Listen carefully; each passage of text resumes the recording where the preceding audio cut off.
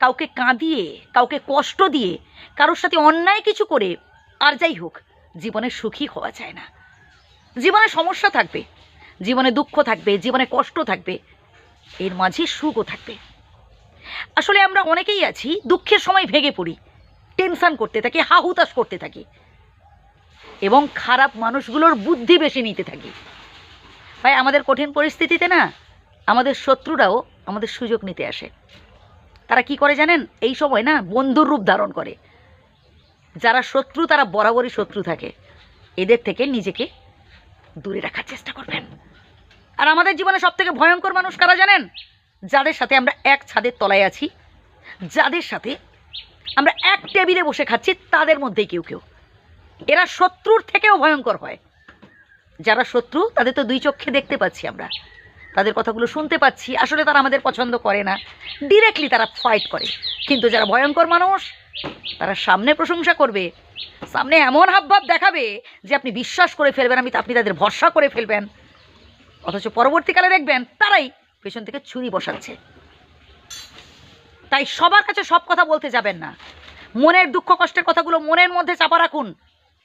পারলে স্বয়ং বিধাতাকে জানান, শক্তি প্রার্থনা করুন, তাতে লাভ আছে।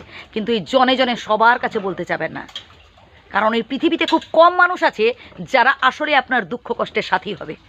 বহু মানুষ থাকবে যারা তাদের স্বার্থে আপনাকে ব্যবহার করবে। এই যে চুপচাপ আপনার দুঃখ কষ্টের কথাগুলো শুনছে, আপনি কি ভাবছেন আপনার প্রতি সহানুভূতিশীল? মোটেই নয়।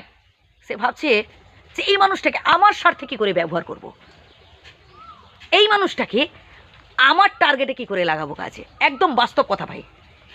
এই মানুষটাই যার কাছে আজ আপনি এত চোখের জল ফেলছেন, দুদিন বাদে দেখবেন আপনাকে কাঁদাচ্ছে, আপনাকে কষ্ট দিচ্ছে, আপনাকে কথা শোনাচ্ছে। তাই সব কথা সবার জন্য নয়। আর একটা কথা জেনে রাখুন ভাই, এই যে এত বন্ধুবান্ধব আছে আপনার চারপাশে ঘুরঘুর করছে, কেন জানেন? কারণ আপনার চেয়ারের ভয়ে, আপনার টাকার ভয়ে, আপনার পাওয়ারের ভয়ে, আপনার ক্ষমতার ভয়ে।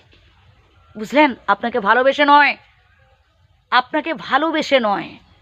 আর যে মানুষগুলো সত্যি আপনার বিপদের সাথী, যে মানুষগুলো সত্যি আপনার হৃদয় থেকে ভালোবেসে আপনার কাছে আসবে, তাদের কখনো দূরে সরাবেন না, তাদের থেকে কখনো নিজেও দূরে সরে যাবেন না।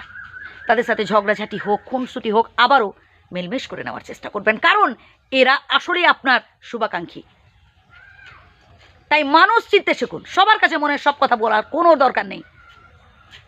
একা থাকা অনেক ভালো। এই রকম মানুষদের থেকে একা থাকা অনেক ভালো।